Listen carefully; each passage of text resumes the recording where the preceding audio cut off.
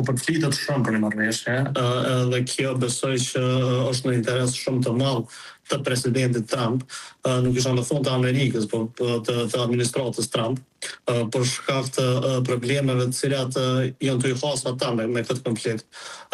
Tash në kohë të gjatë, të pas parasysh edhe çmimet e naftës në Amerikë, të cilat kanë arritur rekorde tashmë, edhe populli atje është le të themi që tashmë ato sondazhet po tregojnë që administrata Trump nuk i ka hiç punë të mirë për zgjedhjet e mes mandatit që po vinë shumë shpejt, domethënë në nëntor tashmë.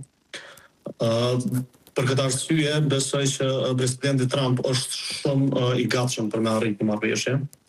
Por kur po e shohim marrëveshjen, po shohim që kjo marrëveshje mundet me qenë pak e pamundur, të i pa pikat cilat ndodhen në këtë marrëveshje.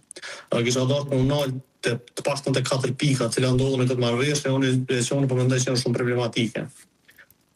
Është pika 5 e marrëveshjes, ku thuhet se duhet lejohet shitja e naftës së Iranit.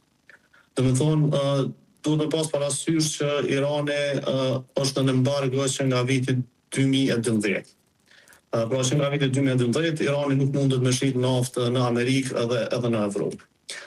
E nëse kjo marrëveshje ka në fuqi me këtë pikë, atëherë i bën që Irani nga kjo pikë ka me i fitu prej 70 deri 90 miliard dollar në vit.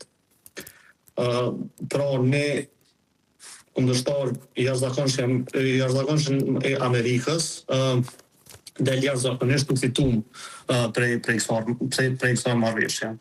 Gjithashtu është pika 7 ku flitet që nëse hyn marrëveshja në fuqi, atëherë asetet iraniane që janë të bllokuara duhet lirohen më njëherë. Edhe këtu më flasim për 13 miliard tjera, cilat lirohen më njëherë, edhe këtu është gjithsesi shkojnë në buxhetin e Iranit.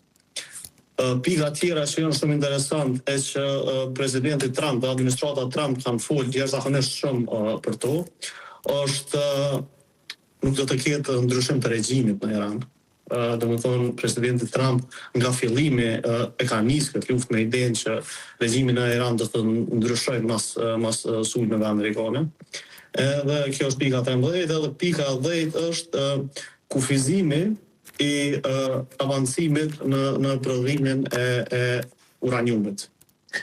Domethënë ideja ka qenë që uraniumi më marrë prej Iranit, dhe Irani mos me prodhu fare uranium. Në